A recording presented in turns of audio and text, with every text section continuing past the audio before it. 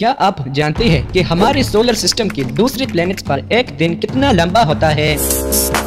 हमारे solar system में सूरज के सबसे करीब प्लैनेट मरकरी पर एक दिन यानी एक मुकम्मल दिन रात का चक्कर जमीन के 176 दिनों के बराबर होता है।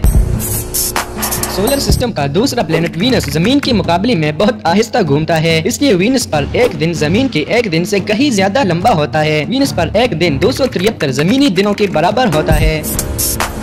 मार्स यानी मरीख एक ऐसा सैयारा है जिसका रोजाना चक्कर जमीन से बहुत मिलता जुलता है। मरीख का दिन जिसे सोल कहा जाता है 24 घंटे 39 मिनट और 35 सेकंड तक होता है, जबकि जमीन पर एक दिन 23 घंटे 56 मिनट और 4 सेकंड होता है। इसलिए मार्स का एक दिन जमीन के दिन से 40 मिनट लंबा होता है। जुपिटर का दिन तमाम सैयारों में सबसे छोटा होता है। जुपिटर पर एक दिन सिर्फ 9 घंटे और 55 मिनट होता है।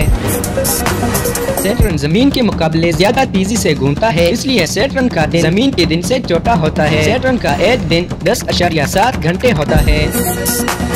यूरेनस पर एक दिन 17 घंटे 14 मिनट होता है। यूरेनस का एक साल जमीन के 84 सालों के बराबर है।